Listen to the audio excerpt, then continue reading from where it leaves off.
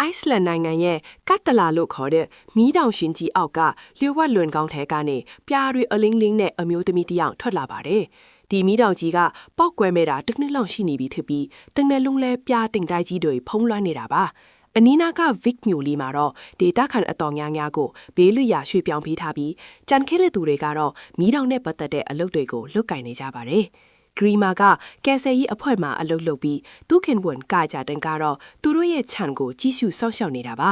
သူတို့ဇနီးမောင်နှံရဲ့ဆက်ဆံရေးကအစမပြေဖြစ်နေပြီးဂရီမာရဲ့ဖခင်တော်ကသူတို့ကိုမျိုးပေါ်တက်ပြီးဘဝသစ်စဖို့တိုက်တွန်းနေပြီးမြဲဂရီမာကတော့မီးတောင်ပေါက်ကွဲချိန်မှာပလောက်ဆုံးသွားတဲ့သူ့ညီမလေးအားစားကိုရှာသွင်းလို့နဲ့မျိုးကနေမထွက်ချင်ပဲဖြစ်နေပါတယ်တစ်ဖက်မှာလည်းမီးတောင်ပညာရှင်ဒါရီကကတ်တလာမီးတောင်ရဲ့ထူးခြားတဲ့ပြောင်းလဲမှုတွေကိုတတိထားမိသွားပြီး Vic မြို့ကိုသွားဖို့ဆုံးဖြတ်လိုက်ပါတယ်။စောင့်ကြည့်ရေးစခန်းကအိုင်ယာနဲ့လေဖာတို့ကပြားတွေဖုံးနေတဲ့အမျိုးသမီးကိုတွေ့ပြီးကဲတင်လိုက်ကြပါတယ်။ရဲအရာရှိဂစ်လီကတော့အဲ့ဒီအမျိုးသမီးကိုလာရောက်စစ်ဆေးပြီးဖို့ခေါ်ဆောင်ခြင်းခံရပါတယ်။သူ့သမီးမက်နီယာကကင်ဆာရောဂါကြောင့်အဆုတွေဖာနေနေပြီးမီးတောင်ပြားတွေကြားမှာနေဖို့မသိတော့တာမို့ဂစ်လီကလည်းစိုးရိမ်နေရတာမှာ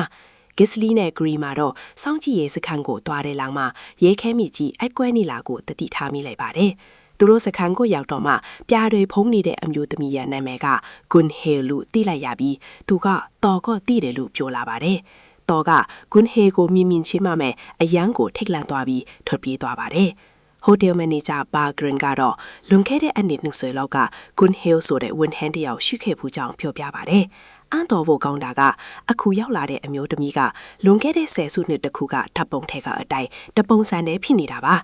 ညနေကိုင်းမှာတော်ကအပြင်ကနေထူးဆန်းတဲ့အတန်တခုကြားလိုက်ရပါတယ်သူသွားကြည့်လိုက်တဲ့အခါသူကိုယ်တိုင်မြေမြုပ်ထားတဲ့ငှက်ကလေးကအသက်ရှင်လျက်ပြန်ရောက်နေတာကိုတွေ့လိုက်ရပါတယ်သူမြေချင်းကိုပြန်တူးကြည့်တဲ့အခါမှာလဲတင်းနေတဲ့ငှက်အလောင်းကိုပြန်တွေ့ရတာကြောင့်ဒီငှက်နှစ်ကောင်ဟာအမတ်အသားချင်းတူနေတဲ့တကောင်တည်းထိနေမှန်းတည်လိုက်ပြီးအတော်လေးကိုတုန်လှုပ်သွားရပါတယ်